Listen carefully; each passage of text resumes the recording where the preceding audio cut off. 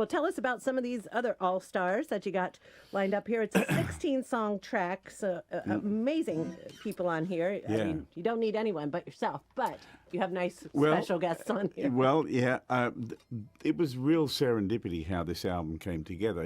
I recorded it all last year, and I had one of the busiest years of my life, and so did everybody else, because, you know, since we got over COVID and we're back out working again, everybody got busy.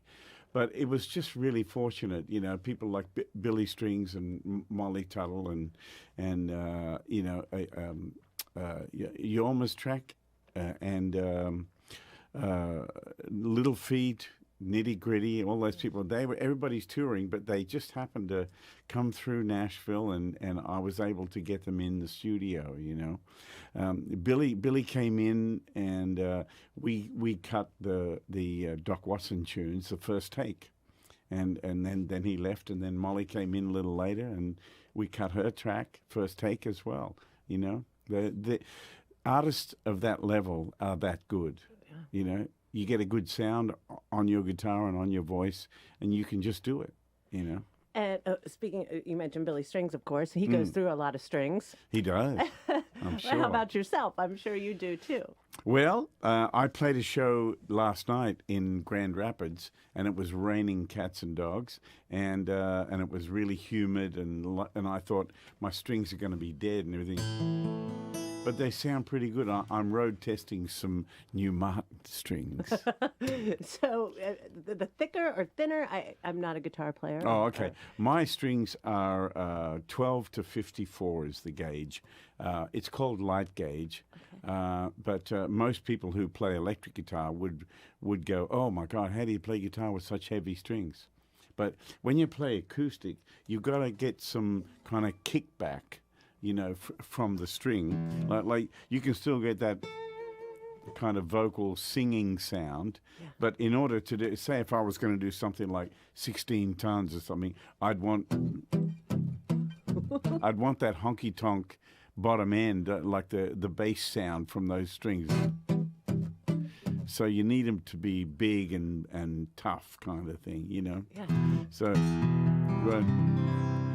They sound pretty new today, right?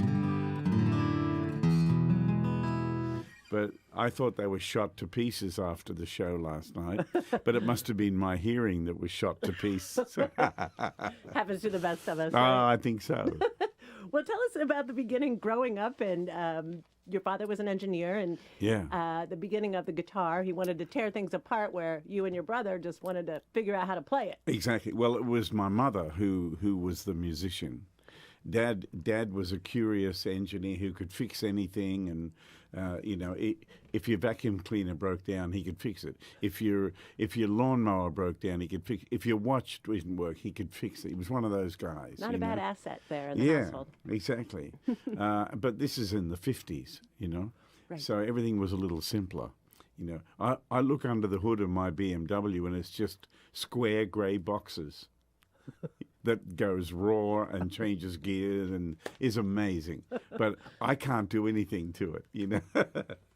Anyway, so Mum was a musician, and she sang and she played guitar. She also played a little Hawaiian music on her lap steel guitar. And right from when we were able to walk, we sat and listened to music in front of the record player, and we jumped up and danced. And when my mother put the washing in the washing machine, as soon as she pulled the lever and pulled it into gear, and it would go kung kung kung kung kung. She said I would come running into the laundry so I could dance with the washing machine. Right? So she knew something was up with me. Anyway, for my 4th birthday, she gave me a little guitar and taught me how to go like a real Hawaiian accompanist, because she was learning Hawaiian music. But the music we were listening to was early rock and roll music, you know. It was a bit of Elvis. It was Marty Robbins, Jim Reeves, Jimmy Rogers, Hank Williams, that kind of thing. And there was some instrumental music going around at that time. There was a band from here called The Ventures, right? And there was a band from England called The Shadows, and they were brilliant, absolutely brilliant. Their melodies were great, and it was just 4-piece, 2 guitars, bass, and drums. So my brother Phil wanted to be the lead player, and so he needed me to be his accompanist, right? So I heard the record, and we had to try and make it sound like the record, right? So there was a track there where the rhythm player, Bruce Welsh, went like this, right? And the bass went, right? But I put the two together in my mind.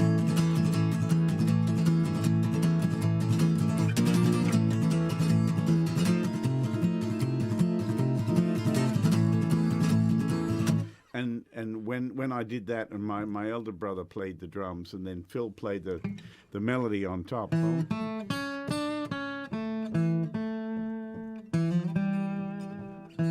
So I'm playing. So we didn't miss that other sound. I was making Crazy. it. What I was doing was the bass part. Yeah. I just wasn't aware that that's what it was. I didn't know about a bass guitar. And so I kept that up until I heard Chet Atkins on the radio. I was 7, and I remember as soon as I heard him, I knew straight away he was playing everything at once, right? Like a honky-tonk piano player. So he was going with his thumb, and then the melody with his fingers.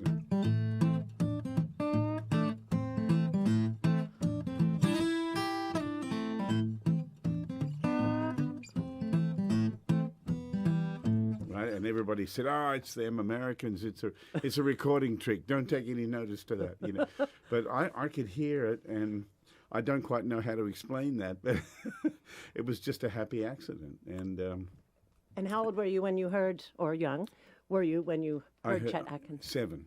When you so it was right 7. around 7, and you Right. have such a great I memory. heard him, and I had to figure out what he was doing because it just lit a fire in me. Yeah. It drove me crazy, you know.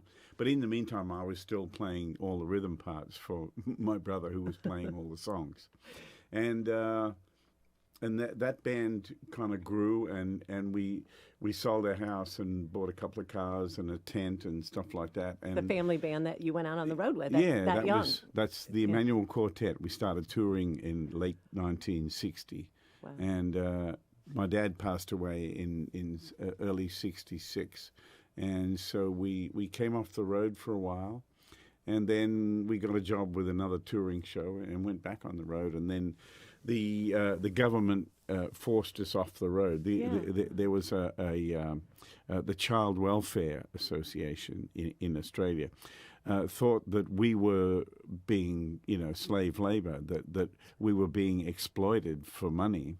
And really, my mum, I can still remember my mum on the phone to the people crying, saying, "My kids love this. This is what they want to do. They're getting a good education and all that stuff, But they forced us off the road. So. But anyway, it all worked out. Yeah, I would say so. Yeah. And I'm still here. I'm still playing. And so, well, I guess, tell us more about the city where you grew up. Muswell. Was it Muswell? No, I was born in Muswellbrook. Muswellbrook. Yeah. I was thinking that's the Kings for some reason. up north of Sydney in an area which in those days had a lot of coal mines.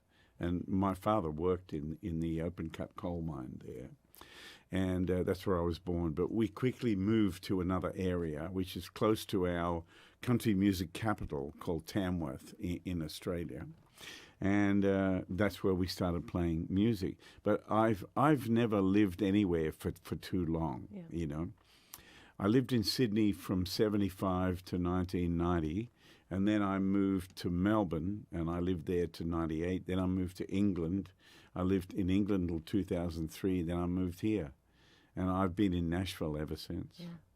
Well, we mentioned the great Chet Akins, and a hero starting when you were 7, a hero That's to right. you. And some say you never want to meet your heroes, but tell us about your experience, and I think it went pretty well.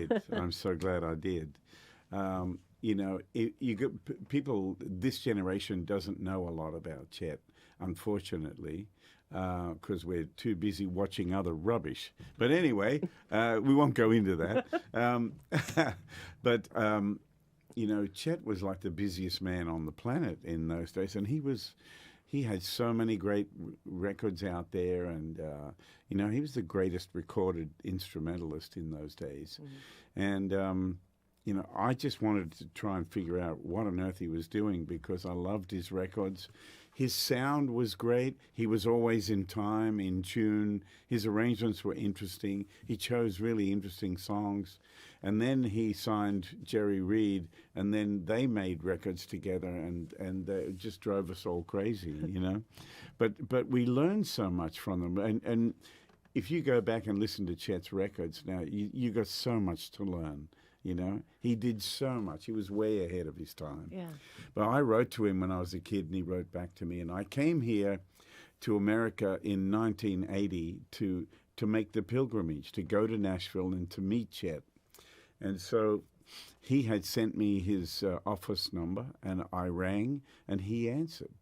And I said, "It's Tommy Emmanuel from Australia," thinking he won't have a clue who I am. And he said, "Hey, Tommy, I just been listening to you." And someone had sent him tapes of me playing. I didn't know that. Were you blown away by this? Oh, I was totally I was speechless, you know. Anyway, he said, "Where are you?" He's got that East Tennessee accent. "Where are you?" And I said, "I'm just down the road at the Holiday Inn." He said, "Well, come on down, I'll see you." So I get in the car, and I'm going to meet my hero. And all my fears came to grip me, because I suddenly thought, what if I just sound like a lousy version of him? He's going to hate it, you know. And so I arrive at the office, and he comes down the stairs carrying a guitar, and there he was, you know. He looked just like he did on the records, you know. Yeah. And he came up to me and he says, "You want to pick a little?" And I said, "Is there a mustache in Mexico?" And so we start playing, and he joined in. I'm playing, me and Bobby McGee, pretty much like he played it on his recording. And he's listening and he's watching. And then he joined in, and he made me sound so good by what he was playing. You know what I mean? He knew what to play with another player better than anybody I've ever played with. And then I played a couple of other songs, and he just kind of watched. And then he said, pointed at me, and he said, "I didn't do that." And I said, "What do you mean?" He said, "What you just did there, blah, blah, blah." And I said, "Yeah." And he said, "I didn't do that." I said, "Well, that's some of my stuff." He said, "I know. I want to hear more of it." You know, so he was encouraging me in my own style kind of thing. You know, I would take a song of his, like for instance, the song I played before, "Windy and Warm," which everybody knows. This one. Yeah. When I was young, the first thing I did with it was made it funky. So I went.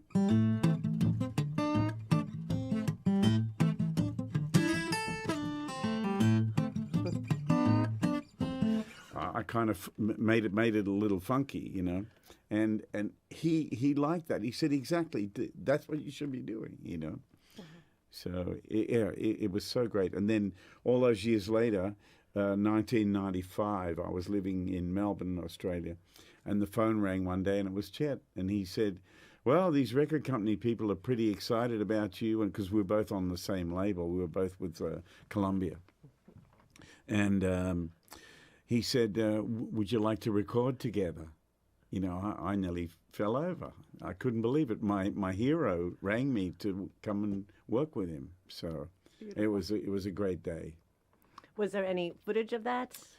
Because you weren't expecting it to happen. You know, were there other folks like video or anything? No, there were no phones, videos, or any of that stuff. No. Just a special encounter. But Chet and I did some TV shows together, and that's on YouTube. And one of the first things he asked me to show him, would you believe, was an Australian song called "Waltzing Matilda," which is pretty much our unofficial national anthem, you know. And so I worked out a version years ago, and I showed it to him, and it's kind of like based on his influence. So,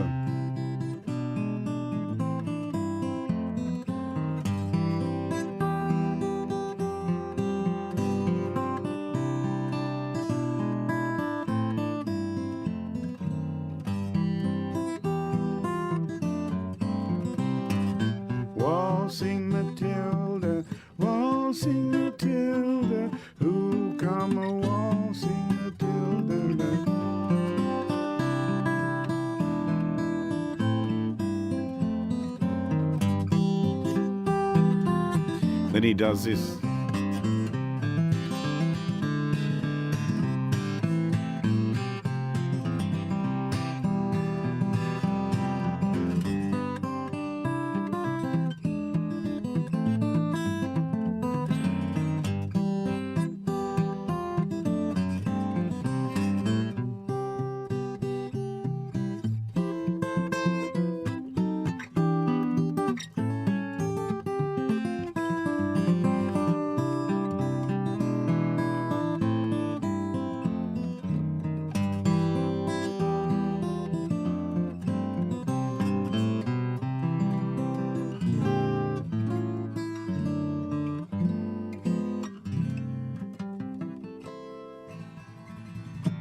Beautiful.